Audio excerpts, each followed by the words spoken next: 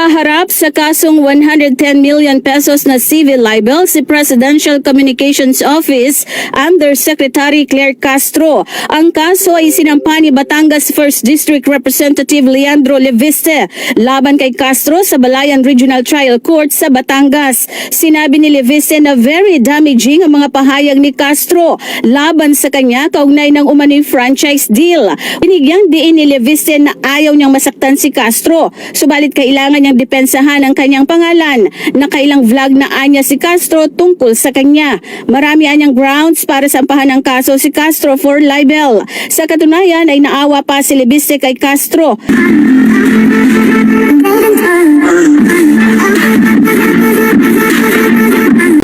Nahaharap sa kasong 110 million pesos na civil libel si Presidential Communications Office Undersecretary Claire Castro. Ang kaso ay sinampa ni Batangas 1st District Representative Leandro Leviste laban kay Castro sa Balayan Regional Trial Court sa Batangas. Sinabi ni Leviste na very damaging ang mga pahayag ni Castro laban sa kanya kaugnay ng umano'y franchise deal. Una rito, sinabi ni Ombudsman Crispin Remulla na ibinenta ni Leviste ang kanyang kumpanya na Solar Philippines nang walang pag-aproba mula sa Kongreso. Anya, libelous ang sinabi ni Castro ukol sa kanyang solar energy business. Nilinaw nito na hindi niya ibinenta ang prangkisa dahil wala siyang kumpanya na may prangkisa. Binigyang diin ni Leviste na ayaw niyang masaktan si Castro, subalit kailangan niyang depensahan ang kanyang pangalan. Nakailang vlog na anya si Castro tungkol sa kanya. Marami anyang grounds para sampahan ang kaso si Castro for libel. Sa katunayan ay naawa pa si Leviste kay Castro, kaya naman civil case muna ang kanyang isinampa laban sa PCO Undersecretary. Ang nais ko lang pong linawin ay nothing personal against anyone in government. Ayoko pong masaktan si Yusek Claire Castro at hindi ko po din kaaway ang administrasyon. Sila po ay nagpahayag tungkol sa akin, kaya ngayon po ako po ay sumasagot. At kaya po hindi namin ngayong araw sinasampahan kay Yusek Claire Castro ang isang criminal case dahil sa tingin ko mananalo tayo, pero maaawa naman po ako kay Yusek Claire Castro kung siya po ay kaagad makulong. Sa tingin ko po, ang ating unang hakbang ay isang civil case. At ito po ay for 110 million pesos in damages na sa tingin natin po, we will win po this case. Hindi pa natatanggap ni Undersecretary at Palace Press Officer Claire Castro ang kopya ng libel complaint na isinampa ni Batangas 1st District Representative Leandro Leviste sa Balayan Regional Trial Court sa Batangas. Nag-ugat ito sa umano'y libelous sa pahayag ni Yusek Castro sa kanyang vlog tungkol sa pagbebenta umano ni Leviste sa solar energy company niya. Hindi pa natatanggap ni Undersecretary at Palace Press Officer Claire Castro ang kopya ng libel complaint na isinampa ni Batangas 1st District Representative Leandro Leviste sa Balayan Regional Trial Court sa Batangas. Nag-ugat ito sa umano'y libelous sa pahayag ni Yusek Castro sa kanyang vlog tungkol sa pagbebenta umano ni Leviste sa solar energy company niya. Gayong may legislative franchise pa ito. Giit ni Castro, hangong mismo sa sinabi ni Ombudsman Jesus Crispin Remulla ang kanyang mga pahayag. Kaya kung may batayan ng pinagmulan, paano ito magiging paninira? Sagot naman ni Leviste, Hindi ko po binenta ang kumpanya na may prangkisa.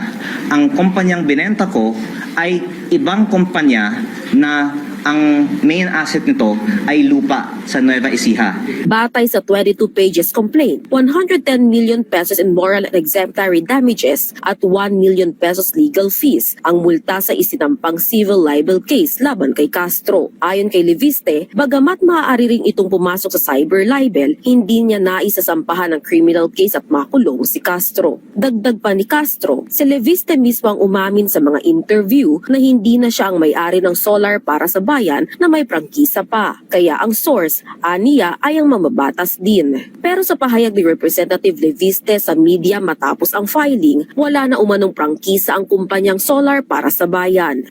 For various reasons, wala nang prangkisa ang solar para sa bayan. Nakalagay sa prangkisa dalawang probisyon. Una, within 2 years, kung walang operasyon, ito po ay ipso facto revoked. Automatic po.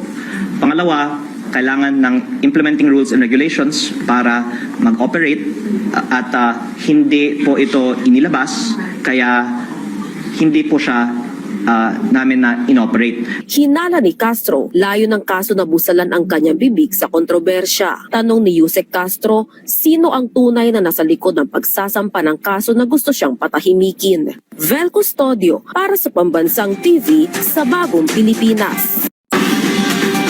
Hindi pa natatanggap ni Undersecretary at Palace Press Officer Claire Castro ang kopya ng libel complaint na isinampa ni Batangas 1st District Representative Leandro Leviste sa Balayan Regional Trial Court sa Batangas. Nag-ugat ito sa umano'y libelous sa pahayag ni Yusek Castro sa kanyang vlog tungkol sa pagbebenta umano ni Leviste sa solar energy company niya, gayong may legislative franchise pa ito. Giit ni Castro, hangong mismo sa sinabi ni Ombudsman Jesus Crispin Remulla ang kanyang mga pahayag, kaya kung may batayan ng pinagmulan, paano ito magiging paninira? Sagot naman ni Leviste, Hindi ko po binenta ang kumpanya na may prangkisa.